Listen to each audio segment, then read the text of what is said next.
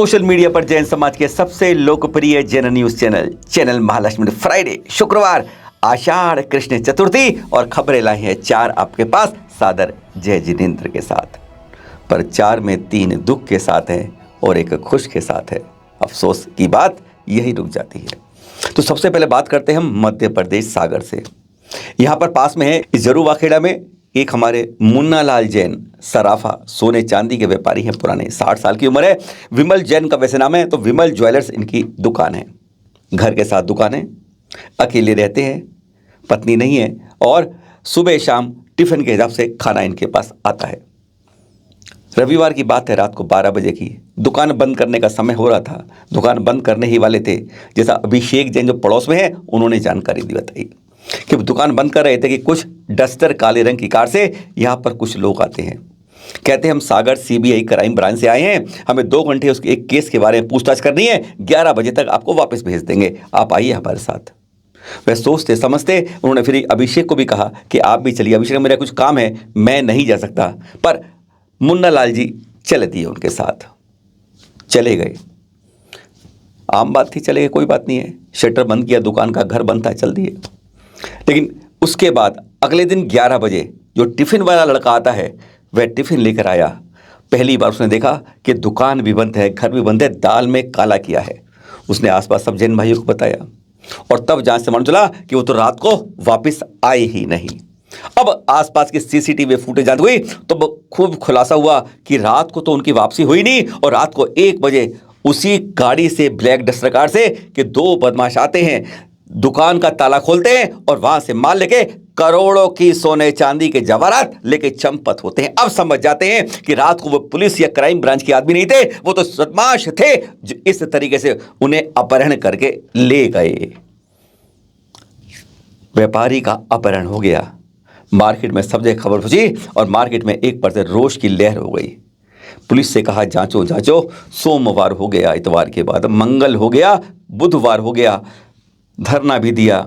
आज भी धरना दिया गया है, 12:30 बजे दोपहर को प्रदर्शन करके ज्ञापन दिया गया है, पर कुछ पता नहीं चल रहा।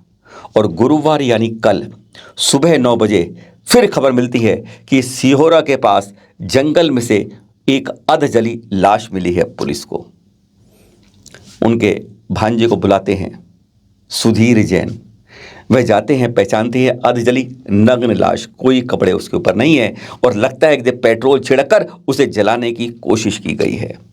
वह देखते हैं कद और काठी बिल्कुल मेरे मामा की तरह है और लगभग वैसे ही लगते हैं, पर 100% पुख्ता नहीं हो पाते क्या यह मेरे मामा जी हैं। पर इसकी अब जो नाइक हमारे एसपी हैं इधर के, वह कहते हैं इसके लिए पोस्टमार्टम किया जाएगा, जांच की जाएगी और डीएनए से भी इसके बारे में पुख्ता बात की जाएगी। क्या यह अधजली लाश क्या मुन्ना लाल जी की है? लोग पूरे स्तब्ध हैं। अकेले रहने वाले पर किस तरीके से अपहरण का वारदात करके यह अंजाम, पहली बार नहीं उनके साथ, 1 दशक में तीसरी बार यह वारदात हुई है उनके साथ। 2017 में भी आए थे, लुटेरे आए थे, 10 लुटेरे आए थे जिन पर आरोप लगा था 25 लाख की उनकी ज्वेलरी लेके लूट गए थे। बाद में पुलिस ने पकड़ा था 10 लोगों को, उसमें से 6 तो बरी हो गए, 2 अभी भी जेल में, 1 आज तक फरार है और बरामदी में 10 लाख रुपए के जवाहरात वापस मिले थे। समाज स्तब्ध है कि एक जैन व्यापारी का अपहरण सरेआम हो जाता है और फिर उसकी लाश मिलती है और सारा सोना लेकर हड़प कर चले जाते हैं। चिंतित है समाज और चिंतित है जैन। क्या हो गया ये सागर जैसे शहर में। बैक टू बैक दूसरी दुख खबर। आपको बताया था चैनल महालक्ष्मी ने 5 दिन पहले अनोखे 3 चतुर्मास के बारे में, और उसमें एक चतुर्मास जो था, खास बात थी कि केरल में पहली बार दिगंबर संत का, महामुनिराज का एक चतुर्मास हो रहा है। कितनी खुशी की बात थी कि वायनाड में गणाचार्य पुष्पदन जी महाराज के शिष्य मुनिषी प्रसंग सागर जी महाराज चतुर्मास कर रहे हैं। उस क्षेत्र में जहाँ पर आज लोग, जैन समाज है बहुत कम है और लोग उत्सुकता होती है कि दिगंबर संत आहार कैसे लेते हैं, उसकी चर्या कैसी होती है, क्या अपरिग्रह होता है, किस तरीके से रहते हैं, ये बहुत लोगों में उत्कंठा होती है, हर जगह होती है कि कैसे रह लेते हैं इतने तपते आग में, ठंड में, गर्मी में, बरसात में, कुछ नहीं लेते हैं, एक तन पे धागा भी नहीं होता है।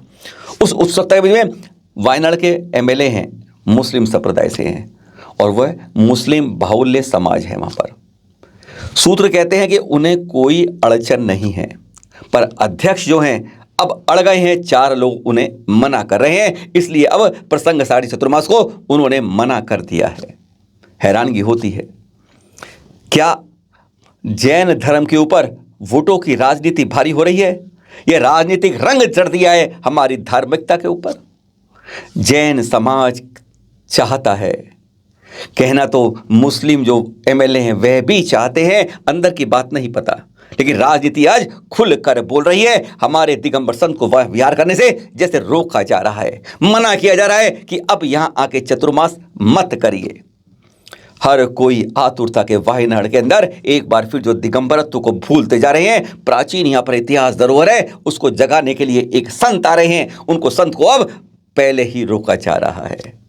चिंतन की बात है समाज के लिए, कहां कहां पर वोट के नाम पर हमें रोक दिया जाता है और चोट कर दी जाती है दिगंबरत्व के ऊपर। एक और, जैसा सब जानते हैं, आचार्य श्री वर्धमान सागर जी सत्संग राजस्थान में प्रवेश किया। आज श्री महावीर जी में नवंबर में महामस्तकाभिषेक होना है, पर प्रवेश करने से पहले बिस्कुनिया के अंदर उन्हीं के शिष्य पदम कीर्ति महाराज जी का देवलोक गमन आज सुबह 9:58 पर हो गया।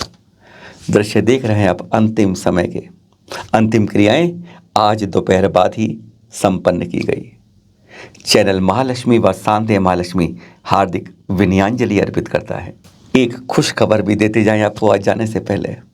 दृश्य देख रहे हैं आप, Guinness book of world record में जिसका नाम है वह नाम तीरथ का है, मांगेतु की ऋषभगिरी का, जहां पर 2 दिन पहले शुरू हुआ है 6 साल का महामस्तकाभिषेक।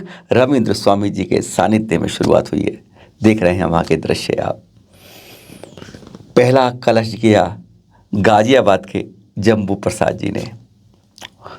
आप भी आ सकते हैं, कलश करिए।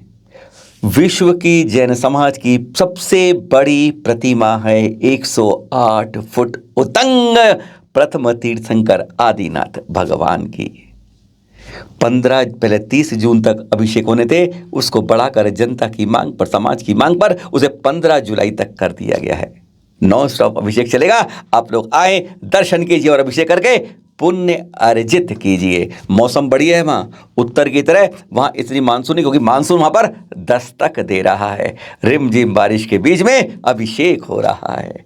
फिर मिलेंगे आपसे कल सुबह कुछ खास बात के साथ कि हम किधर जा रहे हैं। और पर्यावरण मंत्री जो केंद्रीय हैं भूपेंद्र यादव जी, उन्होंने खुलासा किया है कि जैन समाज किस तरफ है। हमने तो कुछ किया ही नहीं, और जो किया है वो तो बहुत अच्छा किया है।